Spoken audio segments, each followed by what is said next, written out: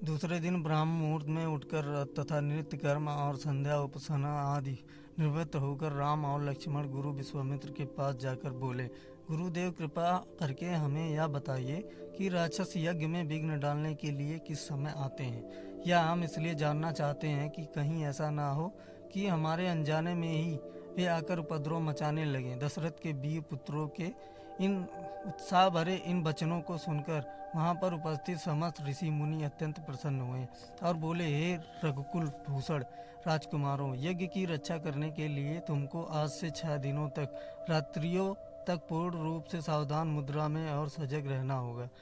इन 6 दिनों में विश्वामित्र जी मौन होकर यज्ञ करेंगे। इस समय भी वे तुम्हारे किसी भी प्रश्न का उत्तर नहीं देंगे, क्योंकि वे यज्ञ की दीक्षा ले चुके हैं। सूचना पाकर राम और लक्ष्मण दोनों भाई अपने समस्त शस्त्रों से सुसज्जित होकर यज्ञ की रक्षा में तत्पर हो गए। 5 दिन और 5 रात्रि तक वे निरंतर बिना किसी विश्राम के सतर्कता के साथ यज्ञ की रक्षा करते रहे, किंतु इस अवधि में किसी भी प्रकार की विघ्न बाधा नहीं आई। 6वें दिन राम ने लक्ष्मण से कहा, भाई सौमित्र, यज्ञ का आज अंतिम दिन है और उपद्रव करने के लिए राक्षसों की आने की पूर्ण संभावना है। आज हमें विशेष रूप से सावधान रहने की आवश्यकता है।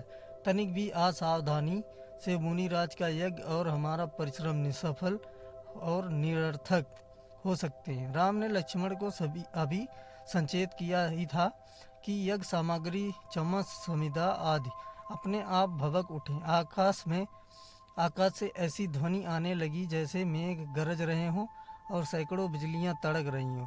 इसके पश्चात मारीच और सुबाहु की राक्षसी सेना रक्त, मांस, मांजा, अस्थियों आदि की वर्षा करने लगी। रक्त गिरते देखकर राम ने उपद्रवकारियों पर एक खोजपूर्ण दृष्टि डाली। आकाश में मायावी राक्षसों की सेना को देखकर राम ने लक्ष्मण से कहा, लक्ष्मण, तुम धनुष पर सर संधान करके सावधान हो जाओ।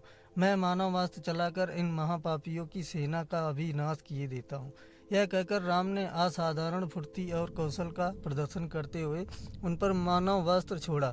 मानवास्त्र आदि के वेग से जाकर मारीच की छाती में लगा और वह उसके वेग के कारण उड़कर 100 योजन अर्थात 400 कोस दूर समुद्र में जा गिरा। इसके पश्चात राम ने आकाश में अग्नियास्त्र फेंका, जिससे अग्नि की एक भयंकर ज्वाला प्रस्फुटित हुई और उसने सुबाहु को चारों ओर से आवृत कर लिया। इस अग्नि की ज्वाला ने क्षण भर में उस महापापी को जलाकर भस्म कर दिया। जब उसका जला हुआ शरीर पृथ्वी पर गिरा तो एक बड़े जोर का धमाका हुआ। उसके आघात से अनेक वृक्ष टूटकर भूमि पर गिर पड़े। मारीच और सुबाहु पर आक्रमण समाप्त करके राम ने बचे खुचे राक्षसों का नाश करने के लिए व्यायाम नामक अस्त्र छोड़ दिया। उस अस्त्र के प्रहार से राक्षसों की विशाल सेना के वीर मर मर कर ओलों की भांति भूमि पर गिरने लगे। इस प्रकार थोड़े ही समय में संपूर्ण राक्षसी सेना का नाश हो गया। चारों ओर राम की जय जयकार होने लगी तथा पुष्पों की वर्षा होने लगी।